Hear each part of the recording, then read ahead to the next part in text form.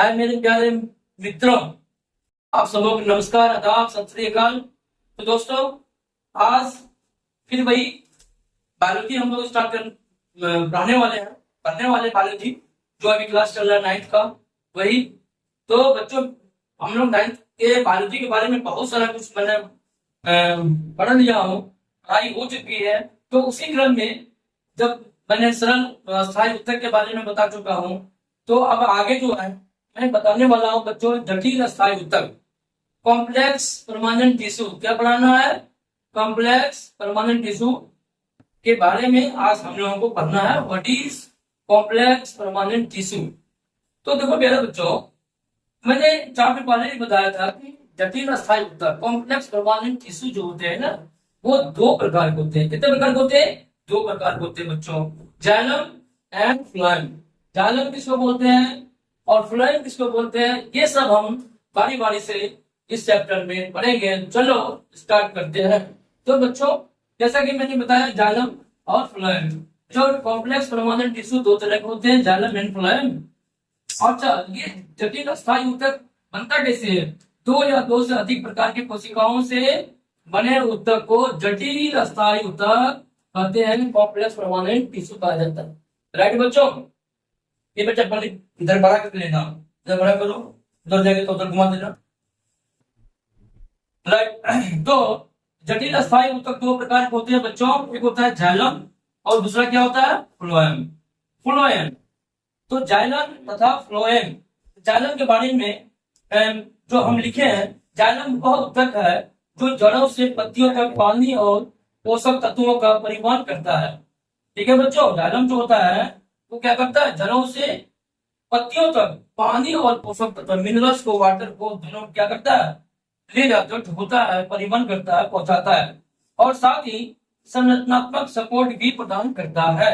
यह tracheid basal xylem fibre कोशिकाओं से बना होता है। यह ट्रैकिड, राइट बच्चों, बेसल जाइलम फाइबर कोशिकाओं से बना होता है। जाइलम ऊतक पौधे के मूल, कहाँ पे? मूल, तना और पत्तियों में पाया जाता है। जाइलम कहाँ पाया जाता है? प्लांट में, मूल, जड़ में, तना में और पत्तियों में पाया जाता है। और इसे क्या कहते हैं? चालन ऊतक भी कहते हैं बच्चों। इसे कंडक्टिव टिश्यू भी कहते हैं, चालन ऊतक भी कहते हैं। राइट बच्चों, तो मैंने इतना इधर बताया। अब आगे बढ़ते हैं। यह चार विभिन्न प्रकार के तत्वों से बना होता है। यह विभिन्न चार प्रकार के तत्वों से बना होता है।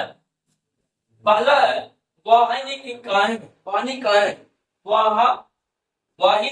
वाहिनिकाएं। दूसरा वाहिकाएं, वेसल्स बोलते हैं।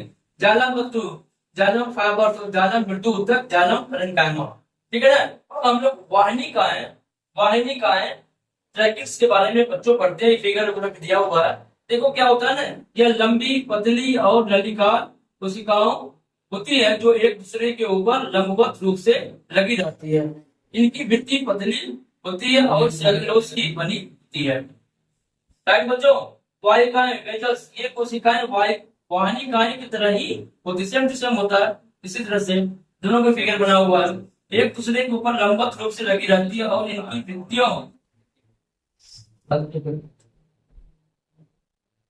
में छिद्र होती है, जिसे पानी आसानी से क्या होता है? पानी आसानी से गुजर सके।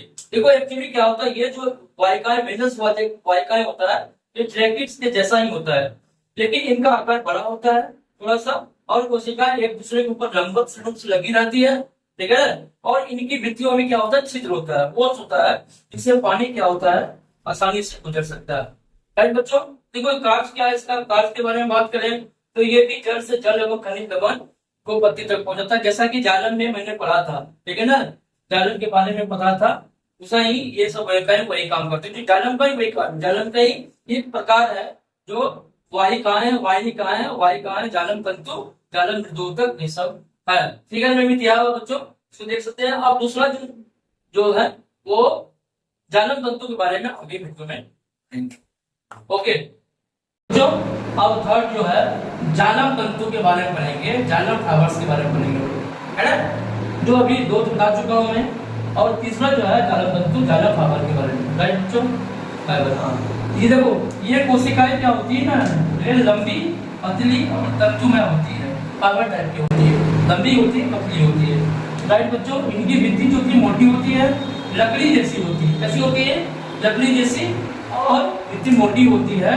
और ये जो है ना कोशिका है, पौधों को मजबूती प्रदान करता है। ये चीज है, पौधों को मजबूती प्रदान करता है। आंधी पानी आने पर पौधे नहीं टूटते हैं। कारण क्या है? इसमें जालम तंतु रहता है, ठीक है ना। अब कांच की बात करें, ये जालम तंतु का, ये मुख्यतः पौधों को यांत्रिक सहायता प्रदान करते हैं। यांत्रिक सहायता, इनकी मोटी और लकड़ी, इनकी मोटी और लकड़ी जैसी भित्तियां होती है, पौधों को खड़ा करने में मदद करती है।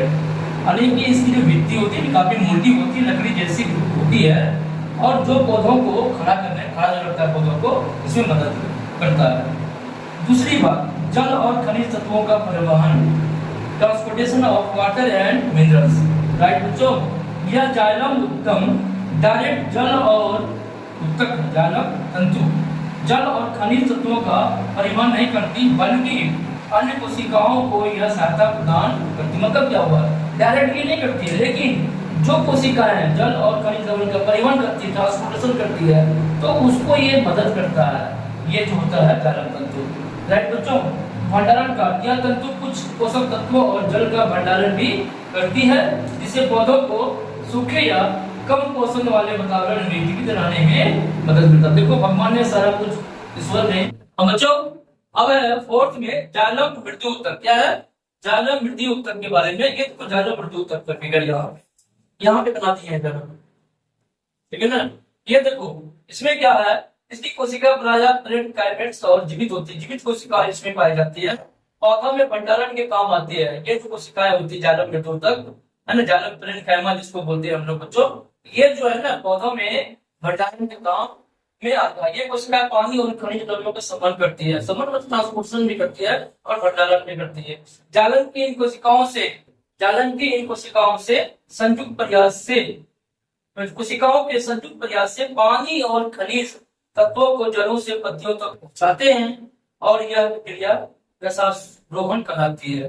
तो बच्चों, हमने क्या देखा कि इन जितने सारे आपके कुछ सेल्स हैं, टिश्यूज हैं, सब आपस में जुड़ के एक लक्ष्य को, एक जो काम है यानी कि मदद करने का, पानी पहुंचाने का, मिनरल्स पहुंचाने का, सारे टिश्यूज है, सेल्स है, सब अपने अपने ड्यूटी को फुलफिल करता है दोस्तों। तो ये समझने की बात है, ईश्वर ने जो हमें दिया है ना, वो जैसे कि मैंने अभी बताया, जिसके बारे में क्या बताया था कि पोषक तत्वों और जल का भंडारण भी करती है, जिससे पौधों को विपत्ति में जब कभी भी मतलब जहाँ पे मिनरल्स नहीं मिले, जहाँ पे पानी कम हो, तो फॉर फ्यूचर के लिए ये जो है तक जो है ना, फूड स्टोर करके, वाटर स्टोर करके रखने का काम करती है। तो ये कितनी बड़ी बात है। सारे सिस्टम दुनिया में जो भी चीजें हैं, सब सिस्टम के साथ चल रही है, तो बहुत बड़ी बात है। हाँ, इसी को रसारोहण कहते हैं। और कार्य के बारे में अगर देखें, यह भोजन संग्रह करता है एवं किनारे की ओर पानी के पार्श्वीय संबंध में मदद करता है। ये इनका कार्य होता है। जाइलम मृत्यु उत्तक का जाइलम पैरेन्काइमा का वर्ग होता है बच्चों। तो बच्चों, मैंने आप लोगों को आज आगे बताया, टिश्यूज के बारे में मैंने बताया, तो बहुत सारी जानकारी मैंने आपको दिया। तो अगर वीडियो अच्छा लगा तो लाइक एंड सब्सक्राइब भी करेंगे, और नेक्स्ट वीडियो में मिलते हैं।